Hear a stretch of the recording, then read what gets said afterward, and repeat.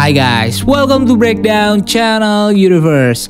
Film Conjuring 3, The Devil Make Do It jadi salah satu film horor yang cukup menarik buat ditonton tahun ini. Karena beda dengan film Conjuring sebelumnya yang dominan dengan tema supranatural, film Conjuring ini malah lebih fokus dengan tema true crime yang melibatkan manusia sebagai tokoh antagonis utama dalam film ini, bukan iblis atau roh jahat seperti film-film sebelumnya. Nah, ada banyak misteri di film ini, terutama tentang kemunculan iblis dan juga kelanjutan dari film ini. So, buat kamu yang penasaran, di video kali ini kita bakal bahas lebih lengkap tentang film ini dan juga seluruh misteri yang ada di dalamnya. Tapi sebelum kita mulai, spoiler warning buat kamu yang belum nonton film Conjuring 3, karena yang akan kita bahas selanjutnya adalah seluruh plot cerita dari film ini. Tapi kalau kamu udah siap kena spoiler, langsung aja bareng gua Dika, mari kita bahas topik kita kali ini. Check it out.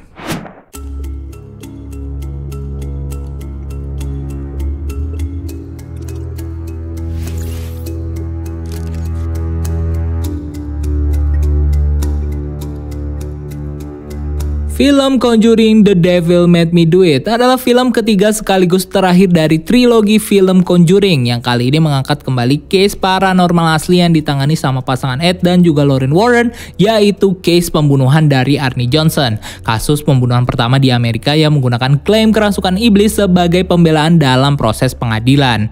Nah, cerita film ini dimulai di tahun 1981 saat pasangan Ed dan juga Lorraine diminta untuk mendampingi proses eksorsis yang dilakukan oleh kolega mereka, Father Gordon, pada anak berumur 8 tahun bernama David Glatzel yang sudah dirasuki oleh iblis saat dia dan juga keluarganya pindah ke rumah baru mereka. Nah, proses eksorsis yang dilakukan oleh Father Gordon sendiri kemudian berjalan kacau karena iblis yang ada dalam tubuh David kemudian melawan dan menyerang Father Gordon sampai membuatnya tidak sadarkan diri, dan juga menyerang Ed sampai ngebuat dia sekarat karena serangan jantung. Sampai akhirnya Arnie, pacar dari kakaknya Debbie, kemudian berhasil menyadarkan David setelah Arnie menyerahkan dirinya pada iblis yang berada dalam tubuh David, di mana iblis ini pun kemudian masuk ke dalam tubuh Arnie dan mulai menghantui Arnie dengan menampilkan berbagai macam ilusi, termasuk mereveal sosok sebenarnya yang mensaman iblis ini yang dikenal dengan nama The Occultist. Dan hal ini lalu berlanjut dengan iblis ini yang kemudian membuat Arnie membunuh pemilik apartemen tempat dia dan juga Debbie tinggal bernama Bruno Saul yang akhirnya mati setelah ditusuk 22 kali oleh Arnie saat dia dikendalikan oleh iblis yang membuat Arnie mengira kalau Bruno adalah iblis. Arnie lalu ditangkap atas kejahatannya, dan setelah pasangan Warren gagal membuktikan pengaruh iblis yang ada dalam tubuh Arnie, mereka kemudian melanjutkan investigasinya ke rumah keluarga Glatzel dan akhirnya berhasil menemukan sebuah witch totem yang terbuat dari tulang binatang, di mana menurut Kastner, mantan pendeta yang dulu berhadapan dengan sekte Disciple of the Ram yang muncul di film Annabelle pertama, witch totem ini adalah sebuah benda keramat yang digunakan oleh The Occultist sebagai alat untuk mensaman iblis dalam tubuh David yang kemudian pindah ke Arnie.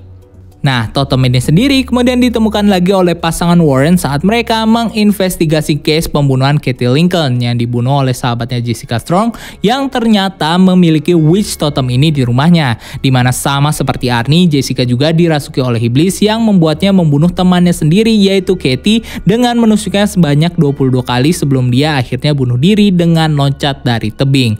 Lalu dengan bantuan dari Drew, asisten dari Ed dan juga Lorraine yang memberikan mereka buku sihir kuno, Ed dan juga Lorraine akhirnya mengetahui kalau witch totem ini ternyata tidak hanya digunakan untuk mensaman iblis saja, tapi juga digunakan oleh The Occultist untuk memberikan 3 face kutukan pada para korbannya.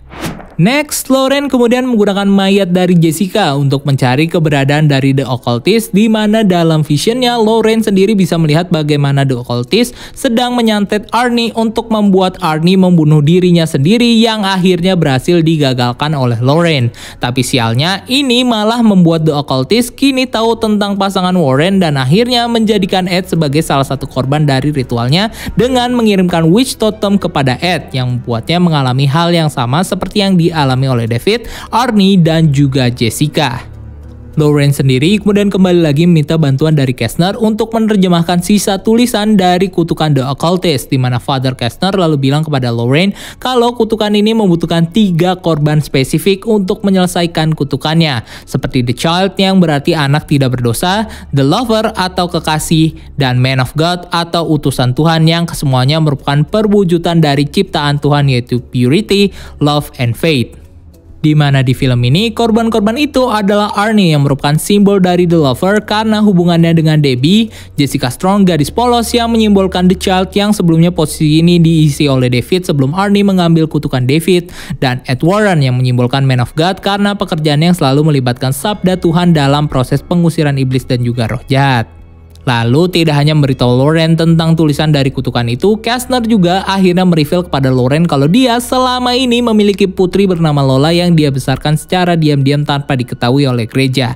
Dan dalam prosesnya ketika Kastner meneliti sekte Disciple of Ram, hal ini kemudian juga membuat putrinya Lola jadi menaruh minat sama satanisme dan akhirnya menjadi The Occultist. Kastner sendiri kemudian memberitahu Lauren akses ke terowongan yang membuatnya bisa menemukan markas rahasia dari Lola yang membuat Kastner pada akhirnya dibunuh oleh Lola karena tindakannya ini. Lalu nggak berselang lama, Ed juga akhirnya berhasil tiba di markas Lola dan kemudian dirasuki oleh iblis kiriman Lola yang membuat Ed mencoba membunuh Lauren. Namun ini akhirnya gagal setelah Lauren mengingatkan Ed tentang cinta mereka yang membuat Ed sadar dan menghancurkan altar milik Lola. Dan setelah altar itu rusak, Lola sendiri kemudian dibunuh oleh iblis yang dia panggil sebelumnya karena dia gagal untuk menyelesaikan kutukan yang dia buat. Next, setelah selamat dari kutukan, Arnie pada akhirnya dijatuhi hukuman selama 10 tahun di mana dia hanya menjalankan 5 tahun penjara dan menikah dengan Debbie selama dia di penjara sampai sekarang. Sementara pasangan Warren kemudian membawa piala milik Lola ke ruang artefak mereka yang menunjukkan kita lagi dengan lukisan falak dan juga boneka Annabelle yang kita lihat di film Conjuring sebelumnya. Di mana akhirnya film ini selesai dengan Ed yang menunjukkan Lauren replika gazebo buatannya yang jadi tempat Ed dan juga Lauren memulai kisah cinta mereka sampai sekarang. Nah, menurut sutradara dari film Conjuring 3, Michael Chaves, film ini sendiri sebenarnya direncanakan memiliki post-credit scene yang bakal menghubungkan film ini dengan film selanjutnya di Conjuring Universe. Namun sayangnya adegan ini kemudian dihapus karena pihak studio merasa bahwa akhir film ini akan lebih baik menjadi penutup untuk keluarga Warrens di trilogi film Conjuring. Dan ini ada hubungannya juga dengan salah satu adegan yang juga dihapus oleh Michael Chaves di film ini yang ternyata bakal menunjukkan kita sosok asli dari iblis yang disamun oleh Lola dalam kutukannya. Yang tentunya beda seperti yang kita lihat di scene saat Lola dibunuh oleh iblis, yang mana iblis ini hanya mengcopy tampilan dari Lola. Di mana sosok iblis ini sebenarnya diperankan oleh Davis Osborne, aktor yang memerankan pasien rumah sakit di adegan saat dia mengejek Arnie sebelum dia kerasukan dan membunuh dirinya sendiri. So dari fakta ini kita akhirnya tahu kalau film ini pada awalnya memang direncanakan oleh pihak studio untuk memberikan kita petunjuk tentang iblis yang jadi villain di film Conjuring 3 yang ceritanya akan berlanjut di film spin-off atau film solo di Conjuring Universe. Nah, pertanyaan sekarang adalah siapa iblis ini? Kalau kita lihat beberapa tunjuk yang memperlihatkan kita Easter egg dari Valak yang muncul di kamar Arnie sebagai pajangan dan juga ruang artefak milik Warren sebagai lukisan, maka bisa jadi sosok iblis yang seharusnya muncul di film Conjuring 3 bisa jadi adalah sosok iblis Valak. Dan ini juga semakin diperkuat dari bukti yang ada di foto remaja Lola yang memperlihatkan kita sekilas sosok bayangan samar yang ada di jendela belakang Lola yang punya bentuk seperti kerudung biarawati yang sering Valak pakai sebagai penyamarannya di bumi. Bahkan mungkin saja seperti film Annabelle Creation saat Sister Charlotte menunjukkan Samuel Mullin foto dari para biarawati di Saint-Carta yang secara rahasia menunjukkan figur Valak di sana. Bisa jadi sama seperti itu, bayangan samar-samar di foto Lola ini mungkin saja adalah tanda keberadaan dari Valak yang secara diam-diam mencoba berkomunikasi dengan Lola. Selain itu, kalau kita perhatikan tahun saat foto Lola ini diambil yang menunjukkan kita tahun 1952, di mana tahun 1952 kalau di timeline Conjuring merupakan tahun saat Valak membunuh seluruh biarawati yang ada di biara Senkarta dan akhirnya berhasil disegel di neraka oleh Sister Irene dengan Blood of Jesus sebelum akhirnya Valak bisa keluar lagi ke dunia dengan memanfaatkan Maurice yang sudah menyimpan esensi dari tubuh Valak. Maka bisa jadi di tahun 1952 Lola somehow bisa berkomunikasi dengan Valak yang saat itu berada dalam tubuh Maurice, mungkin dengan bertemu sama Maurice atau menggunakan artefak milik ayahnya Kestner yang saat itu sedang meliti sekte The Disciple of Ram. Dan momen pertemuan dengan Valak inilah yang bisa jadi salah satu hal yang juga ikut mendorong Lola untuk menjadi The Occultist, selain karena pengaruh penelitian ayahnya yang meneliti sekte The Disciple of Ram yang bisa saja disebabkan karena pengaruh jahat dari Valak yang berniat menjadikan Lola sebagai bawahannya, dimana Valak mungkin saja secara diam-diam juga menyiapkan rencana rahasianya kepada Lola supaya dia bisa tetap eksis di bumi jika suatu saat dia dihancurkan lagi oleh manusia. Dan salah satu caranya mungkin adalah dengan mengajarkan Lola ritual kutukan yang mungkin sedikit demi sedikit bisa membuat Valak menyimpan esensinya dalam tubuh Lola ketika Lola berhasil menyelesaikan kutukan atau kontraknya dengan Valak. Lalu jika ini benar, maka bukan tidak mungkin kalau post credit scene dan juga deleted scene yang seharusnya muncul dalam film ini sepertinya bakal menjadi jembatan bagi iblis Valak sebelum dia muncul dalam film The Nun 2 yang kabarnya akan digarap oleh Warner Bros bersama dengan film spin-off lainnya yaitu The Crooked Man, dan mungkin berpotensi untuk dibuat triloginya sama seperti film Annabelle.